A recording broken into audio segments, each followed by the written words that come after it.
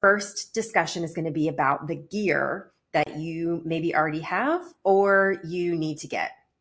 If you already have a camera that you're working with, you can totally skip this section and move straight ahead to the mission statement. If you are thinking about upgrading your camera or you don't have a camera, then you should definitely listen to this one. So when we're talking about gear, we're going to talk about both the camera itself and then some other potential things that you might want. But we want to keep things as inexpensive as possible so that you can be making money, not spending money. So let's go ahead into it.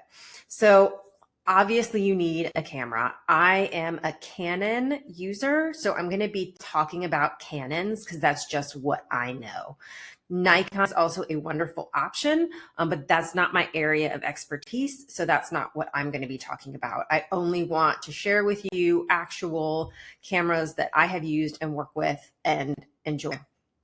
So if you want to keep it on the cheap, you do not want to spend a ton of money to get started making money, then you can get the EOS Rebel. This is a starter camera. This will do what you need to do in order to get the photos that you need to get in order to start making money.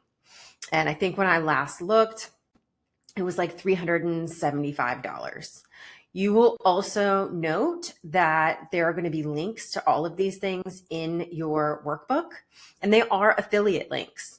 So if you choose to buy one of these things, I greatly, greatly appreciate it if you click on my link, because then I get a very small kickback that helps me pay for things like the hosting service for this course. So please use the link if you are going to purchase one of these products, and I would greatly appreciate it. So the Canon Rebel is the basic camera. It's got a few different settings. You can work in AV mode, which we'll talk about, and manual mode, as well as auto. And it does, I believe, have back button focus, which is another thing we'll talk about when we get a little bit deeper into taking pictures. So if you want the simplest camera for the lowest price that will get you what you need, this is the one to go with. And this is where I started. This was my starter camera, and I used it for like 5 or 6 years while I was making money with my photography, and it served me really well. If you have a little bit more money to start your business, or you're planning to do sports photography or event photography, then you might want to upgrade to this more mid-range camera. This was my second camera.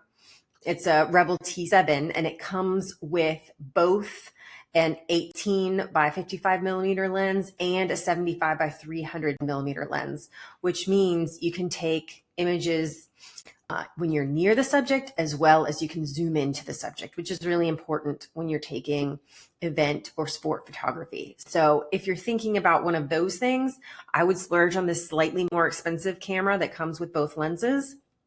But if you're just going to stick with portraits, then you really don't need to worry about having all those lenses. A 50mm lens or an 18-by-55mm lens is really going to be all that you need. And we're not going to worry too much about having a super low f-stop right now. If you go, I just bought one of these, the R6, which is a mirrorless, which is the newest technology in digital cameras.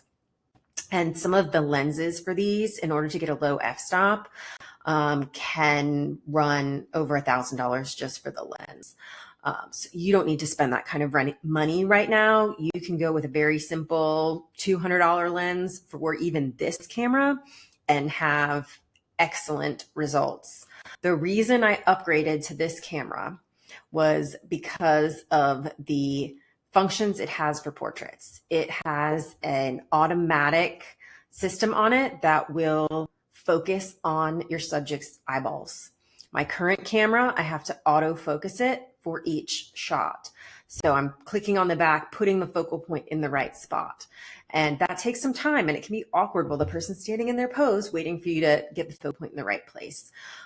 Is it necessary? Absolutely not. You can get the $300 camera and do just fine. But if you've got the money to splurge, or mom and dad want to get you a camera for Christmas and they want to splurge, this is really where it's at.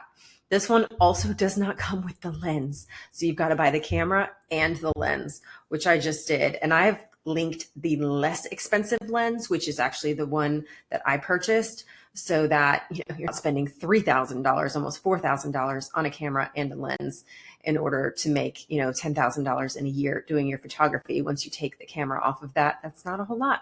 But if mom and dad want to buy this for you, or grandma and grandpa, then you've got an amazing camera.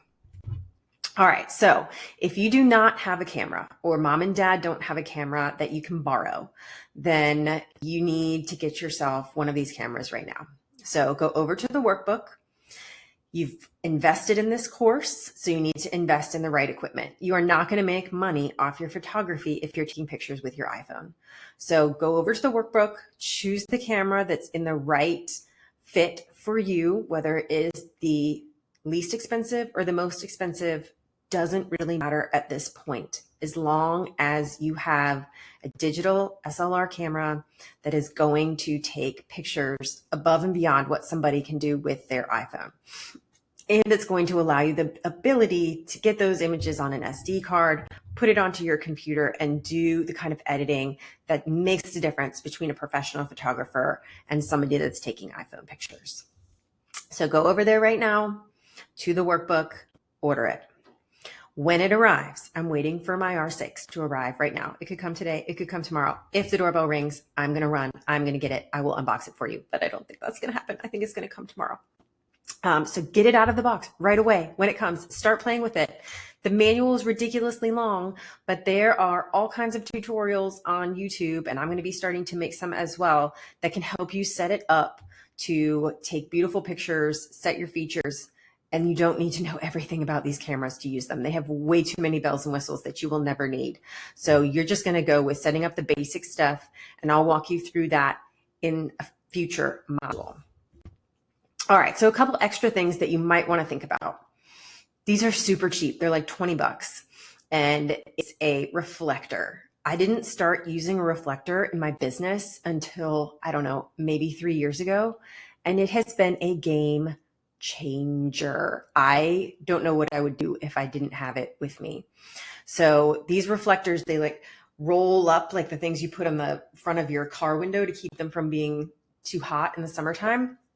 So they roll up really small. The only side I ever use is the white. So I don't even carry the extra piece that's the different colors. I just carry the white one.